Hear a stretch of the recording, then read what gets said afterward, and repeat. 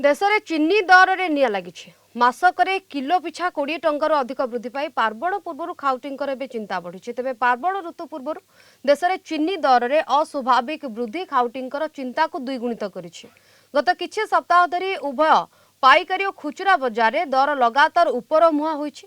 केंद्र सरकार तथ्य अनुसार जुलाई 20 देश में चीनीर हाराहारी खुचरा दर किलो पिछा 48 टंका 18 पैसा थिबा बेले 20 रे यह 55 टंका 70 को वृद्धि पाई अर्थात मात्र मासक मध्य किलो पिछा 7 टंका 52 बढ़ी।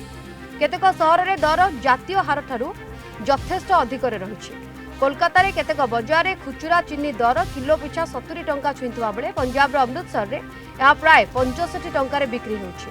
चीनी दर वृद्धि पछरे एकाधिक कारण रहितबा केंद्र सरकार कहछन्ति। देश में चीनी उत्पादन पूर्व आकलन ठारू कम हेबा एहार एक प्रमुख कारण। प्रारंभ में उत्पादन प्राय 343 लाख मेट्रिक टन हेबो बोली आकलन करा जाउतबा बेले परवर्ती समय रे यह प्राय 306 लिमिट को ह्रास पाइबार आकलन करा जायछि। यह सहित पागजनित प्रभाव पार्वण ऋतु पूर्व चाहिदा वृद्धि विश्व बजार जोगाण स्थिति और महजूद और कल्पनामूलक कारबार को मध्य दर वृद्धिर कारण भाव में दर्शा जायछि। तेरे चीनी दर वृद्धि पाई इथानल उत्पादन को दायी करा जाउतबा जुक्ति को केंद्र सरकार खंडन करिसेंति। इथानल उत्पादन पाई चीनी किंबा आखुर व्यवहार ही वर्तमान दर वृद्धिर कारण बोली कहिबा ठीक नुहे बोली खाद्य और साधारण बंटन विभाग स्पष्ट करिছে। सरकार मुख्यतः कम उत्पादन चाहिदा वृद्धि और बाजार रे महजूद भली कारण को दायी करिसेंति। चीनीर कृत्रिम अभाव सृष्टि और महजूद रोकिबा पाई केंद्र पूर्व स्टॉक होल्डिंग लिमिट लागू करिছে। ए व्यवस्था अगस्त 1 रु नवेम्बर 30 पर्यंत लागू रहिबो। व्यवसायी को प्रति सप्ताह रे निज चीनी स्टॉक संपर्कित तथ्य सरकारी पोर्टाल रे अपडेट करबा को कहा जायछि। सरकार कहिसेंति केतेक व्यवसायी और मध्यस्थिक महजूद एवं कल्पनामूलक कारबार बाजार रे कृत्रिम अभाव धारणा सृष्टि करी दर को प्रभावित करिछि। So there has been this sharp increase in the prices of sugar in the recent past, and they have gone up from 48 rupees just about 15 days back to a level of about 56 rupees now. So we felt it is important to clarify that this is not based on any fundamentals. The sugar sector availability in terms of the stocks that we have in the country is ample, is adequate, and there is no reason for any of the stakeholders to take advantage of this kind of a position, profiteer, hoard, speculate, and create this kind of an impression that the country has no stocks of sugar. So the stocks of sugar that we have at the end of the season, what we will have on 30th September will be around 33 to 35 lakh tons, and in October, when is the festive season, we would, let's say, release about 24 to 25 lakh tons, and also we start crushing in the month of October. So we are estimating, since the crushing will start early this year by 15th of October, there will be about 10 to 12 lakh tons of additional sugar available in the month of October, which will ensure that the availability will be more than adequate to cater to the domestic requirement.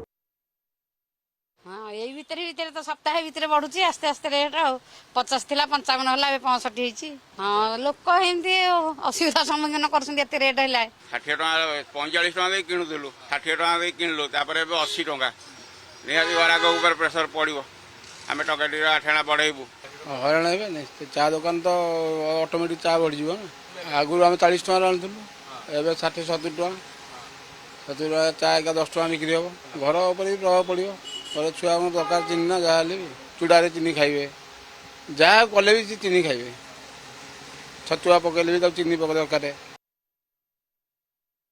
Bharat होची विश्व रे एमती गोटे राष्ट्र जी प्रथम स्थान रही चीनीर व्यवहार दृष्टिकोण एवं उपभोक्ता चीनीर उपभोक्ता आम देश में संख्या पूरा विश्व रे सबुठारु अधिक चीनी उपभोक्ता आम देश एवं भारत होची विश्वर द्वितीय बृहत्तम चीनी उत्पादन करुवा देश बोली आमे कहि परिबा। आपण देखुचंती जदियो ग्राहक मानकर भीड़ कमिनी मिठा दुकान को कहीं मिठा गुड़िकर जो रेट अच्छी सेगुड़िक अपरिवर्तित रही कटक सहर में। आम जिते गुड़िए भी दुकान बुलिलु कौन दुकान रे मिठार दर बढ़ी नहीं, जहाँ बढ़ी 2 मास तले बढ़ी।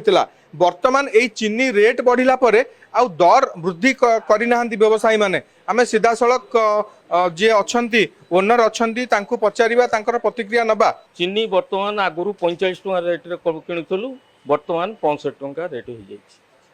तेणु जेहेतु गोटे मिठा दुकान आउ 2 मास तले यार रेट बढ़ी गैस रेट बढ़ी, तेणु आम हठात बढ़ई पारन, कस्टमर उपर भी चाप पकई पारन। तेणु यह संघ उपर डिसाइड कर छाड़ू, जिते बड़े अन्य संघ डिसाइड करेंगे या सबुआड़े बढ़े आमर बढ़। यही 8 दिन तले आम क्विंटाल 5300 किणुले, वर्तमान 6800 टंका बोधवे क्रॉस कर गला क्विंटाल जहाँ रेट अच्छी। ये स्थिति जदि आगु आहरी बढ़िला दर आपण मान तो बाध्य हे निहाती मिठा दर बढ़िया ना नहीं। निश्चिंत निश्चिंत आम भय सृष्टि हेले आम चीनी दर जो रेट बढ़ुची आम निश्चित भाव में बढ़िया बाध्य हो। आमर पूजा पार्वण रे एते जिनस अच्छी खाद्य शैली जो थे कि चीनी बिना जार परिकल्पना करहबनी, आपण एते एकमत नुहंती?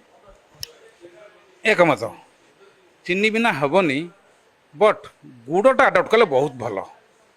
मो सजेसन हो मो हिसाब से गुड़टा बहुत भल, कारण गुड़टा चीनी ठारू बहुत गुण रे बेटर। आमको गुड़र से भाव में तार उत्पादन आखु चाष ए सब तो बढ़िया पड़ो ना नहीं? ओबियसली चीनीटा से आखुरु, गुड़टा भी से आखुरु, तेणु गोटा सचेतनता दरकार। वर्तमान इथानल को नहीं जो गोटे नुआ कथा पेट्रोल 20% मिसिब, यही जिनसटा आगु आसला पर चीनी रे गोटे संकट दर वृद्धि है। निश्चित लगुच ताहा ही। भाईना कौन कहे स्थिति तो बहुत जटिल अच्छे चीनी नहीं तो समस्त अस्तव्यस्त, तेणुक सरकार अब कौन पदक्षेप नौकरी सेटा जना पड़ो, कि बर्तमान समस्ते चीनी पे समस्त अस्तव्यस्त अच्छा।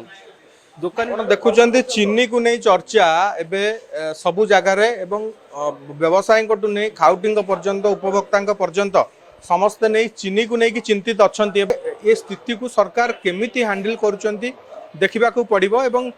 10 लाख मेट्रिक टन चीनी आमदानी उपरे शुल्क छाड़ करने सरकार गोटे निष्पत्ति नेउछंती। खाउटी केते दूर यही चिंतार मुकुली पारुची एवं केते जल्दी मुकुली पारुची ताकू देखा पड़ो। कटकरू भिडियोग्राफर स्वयंश्री महांती सह जय महांती, कलिंग टीवी।